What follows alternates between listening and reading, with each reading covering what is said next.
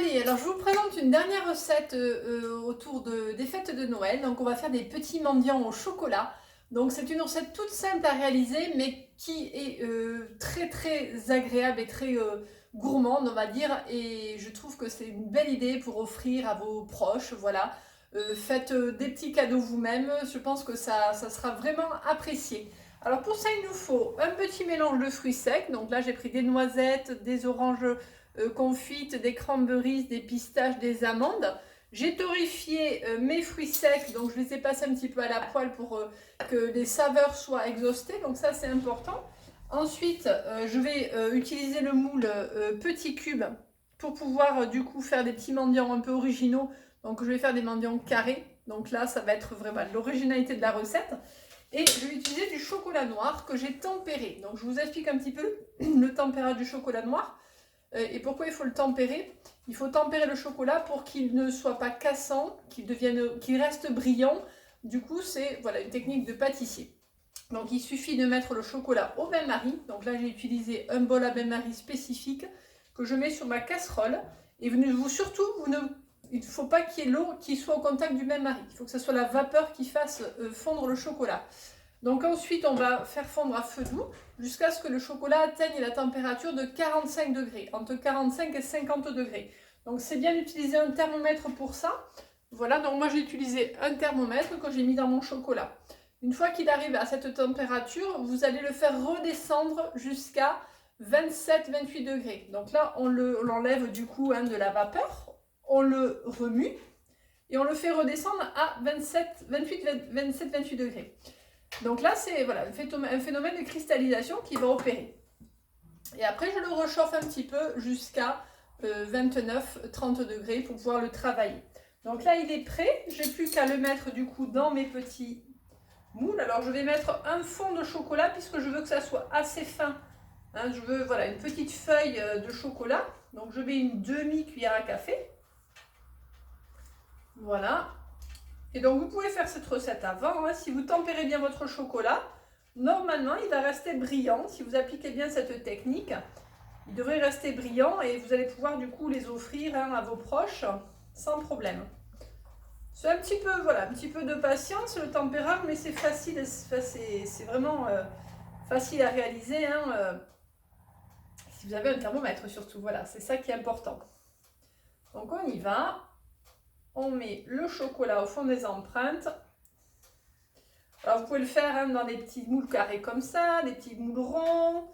Voilà, vous pouvez le faire sur la feuille de cuisson 6 pâtes aussi.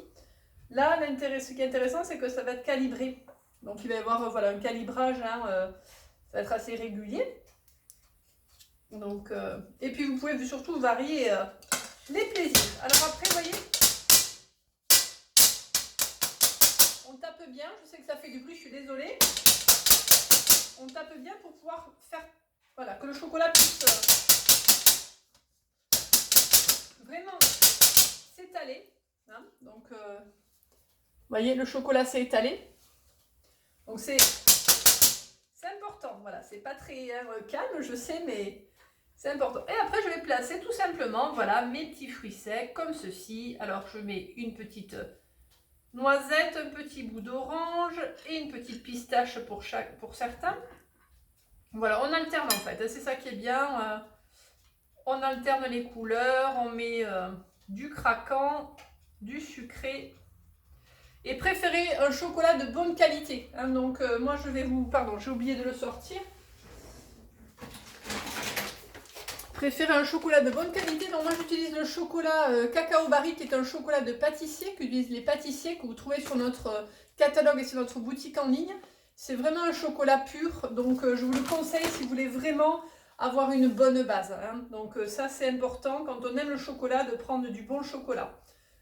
Donc voilà, maintenant il faut le tester, il faut le goûter. Vous verrez qu'une fois qu'on goûte, c'est comme tout, hein. C'est comme les boules de marle, on ne peut pas s'en passer. Une fois qu'on a goûté à des bons produits, en général, on a du mal à revenir en arrière.